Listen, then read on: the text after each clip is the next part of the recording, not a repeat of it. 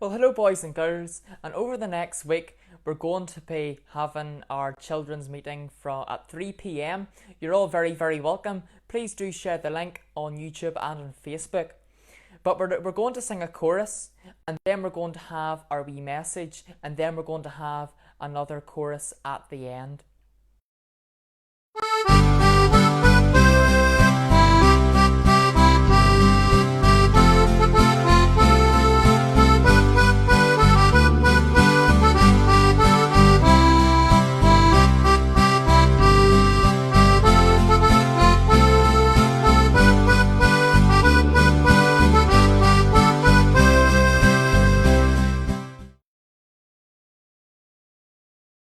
Well, boys and girls, Joseph and his brothers set out for Egypt again. Remember, we picked up yesterday.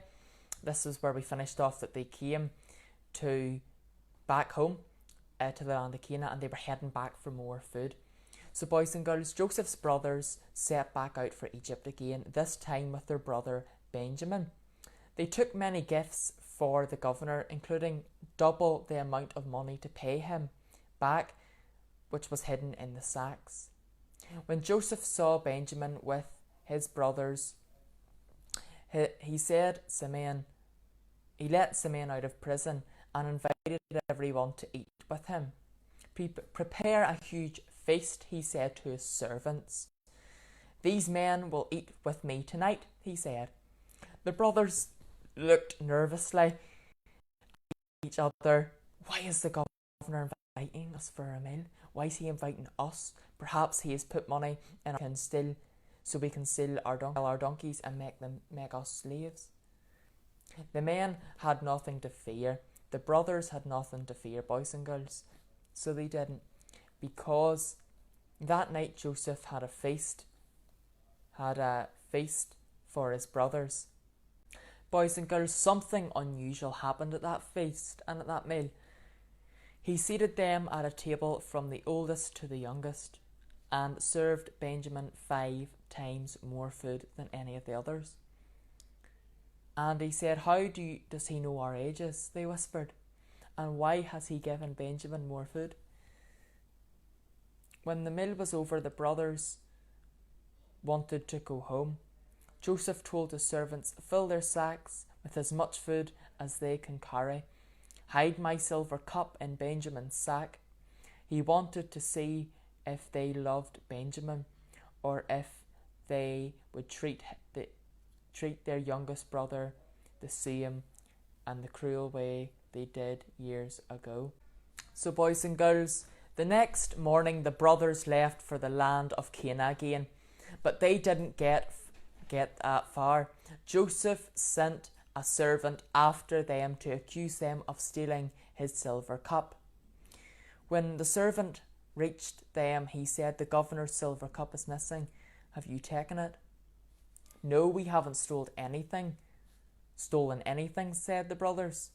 There is no way we could steal the governor's cup. Joseph's servant did not believe them. One by one he searched their sacks of food. Inside Benjamin's sack, of course, he found the missing cup. You're a pack of thieves, he shouted. One of the men shouted. The brothers stared at the cup, full of fear. They were so scared. We don't know why this cup is in Benjamin's sack. Why is it here? None of us would steal this cup. But the servant did not listen to the brothers. He marched them back to the city. He marched them back to Egypt before Joseph, the governor. So at Joseph's house, the brothers threw themselves on the ground before him, begging for mercy. They were like, Please, how do we prove we did not steal this cup from you? Joseph looked down at the men. Did you think you could trick me? He said sternly. Joseph pointed at Benjamin. From now on, Benjamin will be my slave. The rest of you can go home. Worried their father would be broken-hearted if they came home without Benjamin. Judah stepped forward and knelt at Joseph's feet. Do not keep Benjamin, he said. Our father has already lost one son. Let me not be your slave instead. Joseph was filled with love for his family because they cared about Benjamin. He was sure that their hearts had changed and were no longer wicked and cruel. Taking a deep breath, he ordered all his servants from the room. He told them, get away. It was time to share his incredible secret. Joseph's eyes filled with tears, and he began to weep and cry. I am your brother, whom you sold as a slave. He said, and is my father still alive? The brothers stared at Joseph in disbelief. They were so afraid they could not speak, with their legs shaking like jelly.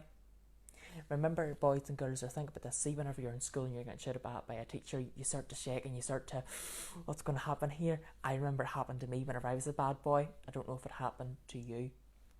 But they were so afraid, and they looked at each other. Would Joseph punish them for betraying him all those years ago? Will he punish us? But they had nothing to worry about. Joseph loved his brothers and had already forgiven them. Don't be afraid, he said. God made me ruler over Egypt. He sent me here to save lives. What you meant for evil, God meant for good. Joseph understood, boys and girls, that God had a plan to save his people from the beginning, to save him. Soon the brothers were talking and laughing and sharing stories. Go and fetch our father and your family. So come back to Egypt. Come with me. Come to me. I will take care of you. Pharaoh was so pleased too. He said, Joseph, tell your brothers to take my wagons to carry their wives and children. Bring your father with them. I will give you the best land in Egypt, and there will be plenty to eat. So the brothers, boys and girls, hurried back to the land of Canaan to get their families and to see their father. Joseph is still alive, they told him. He is the ruler of Egypt, of all Egypt. At first, Jacob did not believe them. He was like, no, my son's dead, my son's long gone. But when he saw the wagons that Joseph had sent to take him to Egypt, he knew his sons were telling the truth, boys and girls. Jacob packed up everything as soon as he could. He packed everything he owned and set out for Egypt. On the way, God spoke to Jacob, whose name changed to Israel. I will go with you to the land of Egypt, and you will become a great nation. One day I will bring you to this nation home. As soon as Joseph heard his family arrived in Egypt, he jumped in his chariot and raced off to meet them. When they met, Joseph knelt before his father and wept for a very, very long time. Now I can die in peace, said Jacob. I have seen my son alive. Pharaoh kept his promise. He gave Joseph's family the best land in all of Egypt, the land of Goshen. They worked hard and became rich in every way, and for many years the Hebrew people lived peacefully in Egypt because of what Joseph had done for Pharaoh. You know, boys and girls, this story is over. That is the end of our story for this whole week. But I really hope it's been a blessing to you. Now you can remember from day one there was sadness came, and look at the last day today. A mighty, mighty happy time came as such, boys and girls, and that can happen today. God can use the bad things for his good. But boys and girls, if you're not saved at all, if you haven't got saved this week, get right before him, ask him into your heart, and he will save you, boys and girls. He can save you right now because he loves you. But boys and girls, thank you for tuning in all this week, and we might have another children's meeting next week. But boys and girls, I hope that you've had a great week. Now we're going to sing another song. Okay.